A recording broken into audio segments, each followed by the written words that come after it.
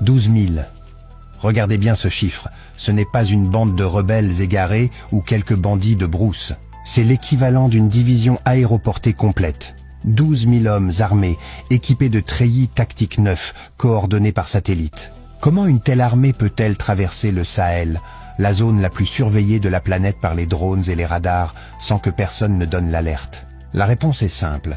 Ce n'était pas une infiltration, c'était une livraison. Aujourd'hui, nous allons relier les points invisibles. Des ports de l'Atlantique au palais parisien, des coffres-forts d'Abu Dhabi aux sables de la Mauritanie. Voici l'histoire du complot que le Mali n'était pas censé survivre. Tout commence par la fibre. Des milliers d'uniformes de combat, modèle 2025-2026, sortis d'usine. Leur trajet, le port autonome de Dakar. Sous le nez des douanes sénégalaises, des conteneurs entiers déclarés comme marchandises civiles ont déversé ce matériel militaire en toute fluidité. Comment les services de renseignement d'un État frère ont-ils pu rater une telle cargaison? On ne rate pas une armée dans des boîtes en fer. On reçoit l'ordre de valider les bordereaux sans poser de questions. Le Sénégal a servi de poumon logistique à l'invasion. C'est le premier acte de la trahison. Mais qui a orchestré cette partition? Regardez le calendrier. Juste avant l'offensive, une rencontre au sommet à Paris. Mohamed Ould Ghazouani est reçu à l'Élysée par Emmanuel Macron. Officiellement, on parle de partenariat. Officieusement, on peaufine le rôle de la Mauritanie, celui du sanctuaire tournant.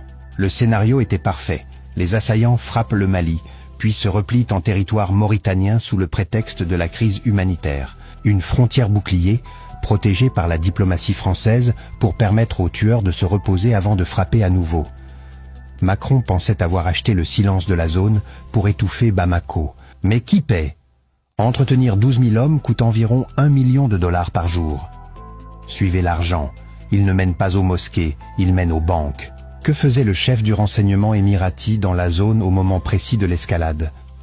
L'argent des Émirats a financé les soldes et les instructeurs. Et parlons-en de ces instructeurs. Sur le terrain, on identifie des cadres blancs, des officiers traitants occidentaux, dirigeant des troupes manipulées. Ce sont ces ombres blanches qui coordonnèrent la tactique pour le compte de Paris et d'Abu Dhabi. Le but? Détruire le Mali pour contrôler ses ressources futures. Ils ont commis une erreur fatale. Ils ont sous-estimé l'armée malienne. Les FAMA n'ont pas demandé la permission à Paris. Elles n'ont pas attendu l'aval de Nouakchott. Quand la survie de la nation est en jeu, les frontières coloniales s'effacent. Nos militaires ont franchi la ligne. Ils ont traqué les assaillants jusque dans leur nid en Mauritanie. Neutralisation. Nettoyage. Le Mali a imposé une nouvelle jurisprudence. Si vous abritez la mort, nous viendrons la chercher chez vous. Ce coup de force a pétrifié les comploteurs et réduit au silence les donneurs de leçons. Et que dire de l'Algérie? Le président algérien déclare aujourd'hui être prêt à aider le Mali. Mais de quelle aide parle-t-on? Le Mali et les peuples de l'AES exigent des actes, pas des mots. Comment prétendre aider le Mali quand on offre l'asile à ceux qui nous poignardent?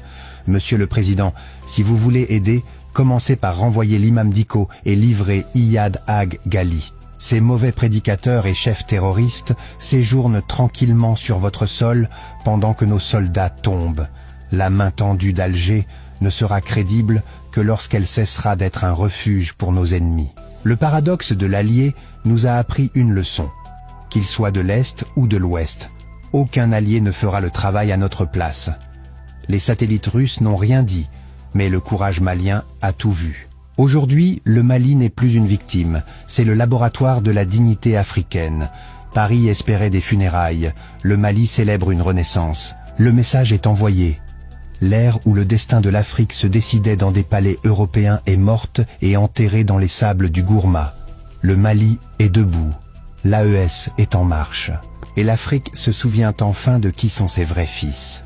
Partagez cette vérité pour que plus jamais l'ombre ne gagne sur la lumière.